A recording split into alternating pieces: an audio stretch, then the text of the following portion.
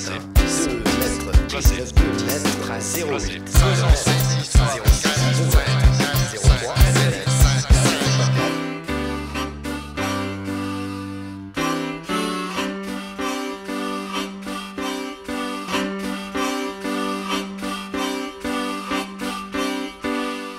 Lesquels d'entre vous veulent essayer de faire des remarques aux camarades qui sont au milieu?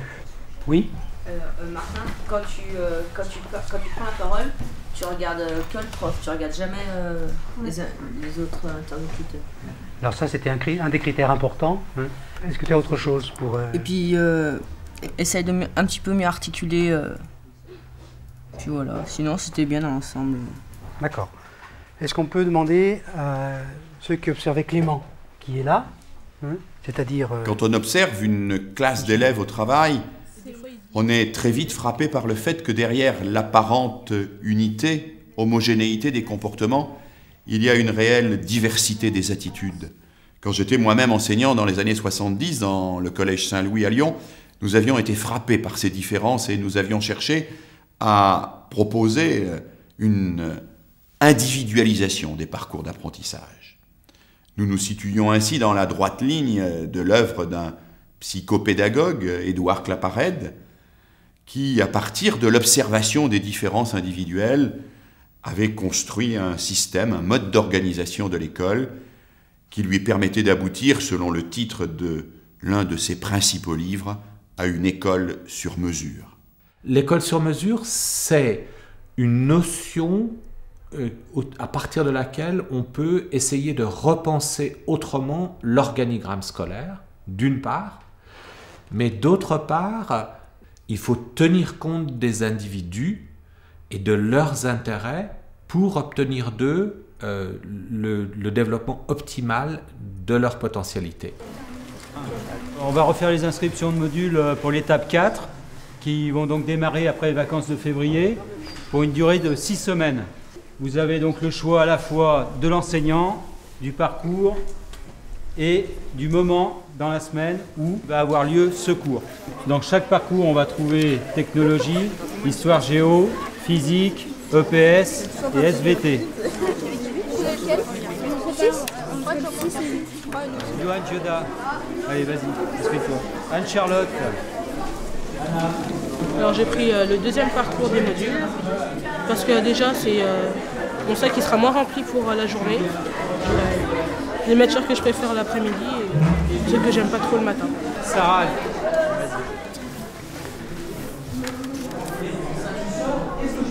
Jimmy, Mayette. Le 6, il n'y a plus de place non plus. Mais non, il n'y a plus de place, ni dans le 8. C'est pas grave, il n'y a plus qu'histoire ensemble après. Les critères de choix changent suivant les périodes. Je peux donner un exemple. On a travaillé le théâtre avant les vacances de Noël. Les élèves ont choisi en fonction de 3 œuvres de Molière différentes et ils ne savaient pas quel était le prof. Donc les inscriptions ne sont pas seulement des inscriptions profs. Les inscriptions, alors en français, dans d'autres disciplines c'est d'autres critères. Pour nous, il peut y avoir la thématique, par la façon de traiter la thématique, il peut y avoir le prof, il peut y avoir l'œuvre, il peut y avoir aussi l'œuvre et le prof, il peut y avoir une combinaison. Né à Genève en 1873, Claparède est tout jeune médecin lorsqu'il publie une petite brochure qui va devenir au fil des éditions un imposant traité, psychologie de l'enfant et pédagogie expérimentale.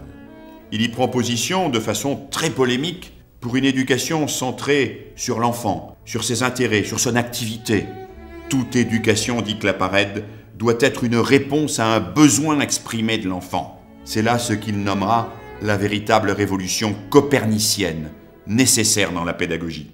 La psychologie de l'enfant permet d'identifier ce qui favorise le développement de l'enfant, ce qui favorise son intelligence, ce qui favorise ses apprentissages.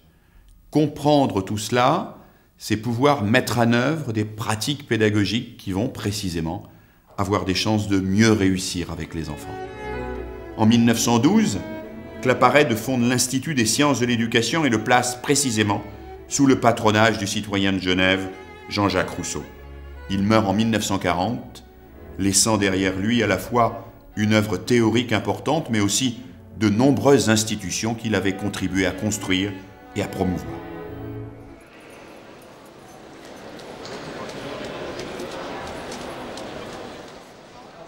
C'est cet institut du début du siècle qui a donné naissance à la faculté actuelle de psychologie et des sciences de l'éducation.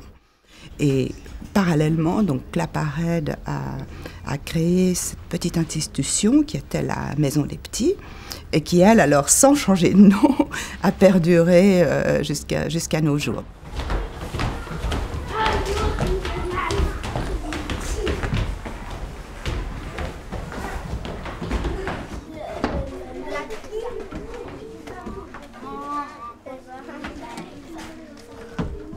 Parmi les enfants qui vont terminer l'histoire, j'aimerais Alexia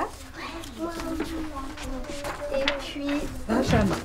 Et les autres, vous viendrez, mais dans un petit moment. Il n'y a pas de possibilité de différencier un enseignement sans une démarche préalable qui est une démarche d'observation. C'est une question d'attitude de s'intéresser à la façon dont chaque élève, chaque petit groupe d'élèves acquiert ses connaissances. Et ça va demander, que ce soit, je crois, au primaire ou au secondaire, un investissement de la part de l'enseignant. Donc le mot dont tu as besoin maintenant, c'est pause. Viens, on va regarder le texte.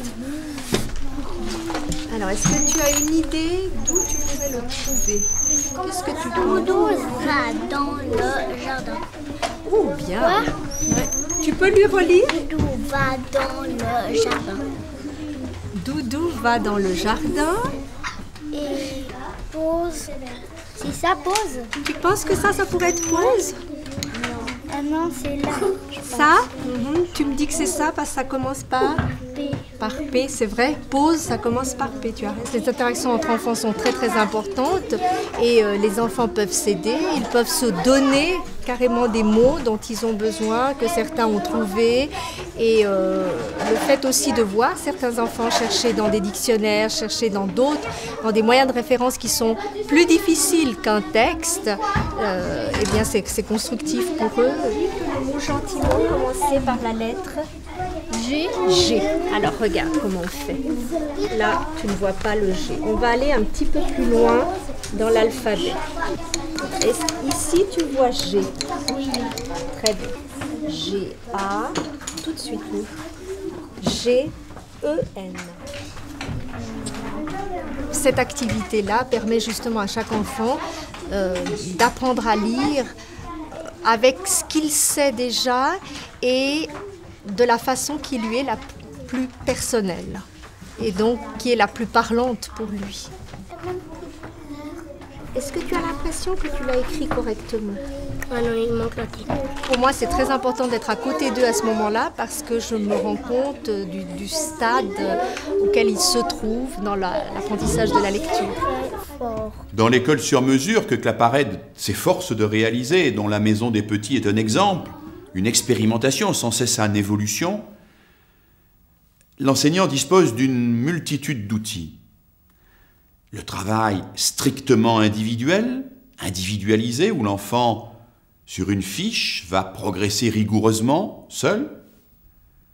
Le travail plus expérimental, où l'enfant va devoir résoudre un problème, surmonter une difficulté. Le travail par petits groupes. Le monitorat, où un élève va pouvoir enseigner à un camarade plus jeune ou moins en avance que lui. Les enquêtes, à l'intérieur ou à l'extérieur de l'école. Le travail documentaire, mais aussi, bien sûr, le cours de l'enseignant, qui a toute sa place dans l'école sur mesure, pour autant qu'il ne soit pas hégémonique.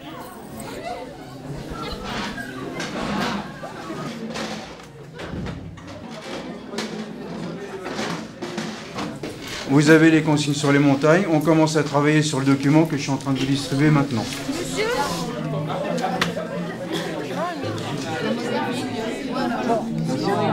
On nous donne une feuille avec des questions, où on doit suivre cette feuille avec les questions, avec un document, et puis le livre, on répond.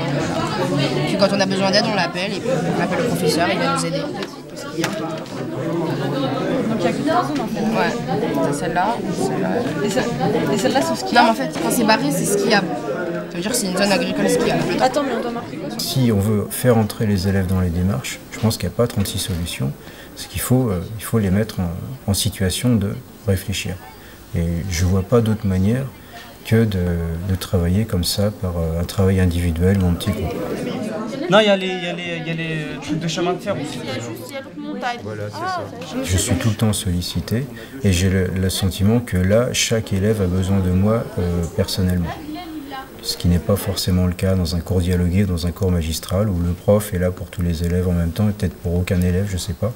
Alors que là, effectivement, j'essaye de voir ce qui se passe dans la tête de chaque élève. Je marque entre parenthèses, tire-fesse, remonte-pense, ils sont à l'adresse. Mon objectif à moi, c'est de les amener à se poser des questions et à réfléchir dans la discipline. Moderne, c'est quoi? Quand je faisais un cours dialogué, je ne savais pas ce qui se passait, je ne voyais pas si les élèves comprenaient ou pas, s'ils entraient vraiment dans la démarche. On se retrouve face à soi-même, face à ce qu'on sait, à ce qu'on ne sait pas. Et puis surtout, on se prend dans la figure toutes les difficultés des élèves. Et Dieu sait s'il y en a. Et n'oublions pas, c'est la dernière phrase du livre, qu'en travaillant pour l'individu, en développant ses capacités, son originalité, en mettant en valeur ses forces et ses richesses latentes, nous travaillons aussi, et peut-être surtout, pour la société. Donc la société n'est pas absente, l'articulation entre école et société n'est pas absente, mais c'est l'idée d'une fondation, d'une pédagogie sur les intérêts d'un individu. Et il n'y a pas contradiction entre développement de l'individu et développement de la société. Il n'y a pas d'individualisme au sens où nous entendons ces mots aujourd'hui. Claparède ne cesse de dire qu'il faut respecter les différences individuelles. Mais faut-il vraiment respecter les différences individuelles? N'y a-t-il pas un risque que l'on sépare trop tôt ce que l'on identifiera comme les intellectuels par rapport à ceux qui seront des manuels et que l'on organise ainsi une ségrégation prématurée? Ne peut-on pas concevoir une autre manière d'utiliser les différences, qui serait plutôt de prendre en compte celles-ci dans les trajets, dans les itinéraires, mais pour que tout le monde accède finalement aux mêmes objectifs? Et c'est le problème devant lequel le collège, aujourd'hui, se trouve confronté. Doit-on, parce que les élèves y sont multiples, différents, fabriquer des classes, des filières, adaptées strictement à ces différences et renoncer aux ambitions de la scolarité obligatoire pour tous? Ou doit-on au contraire multiplier la diversification des parcours, mais en ayant toujours pour objectif, à l'horizon, que ces parcours doivent permettre à tous d'acquérir une culture commune nécessaire à communiquer, à vivre et à maîtriser le monde d'aujourd'hui. Lettre 08.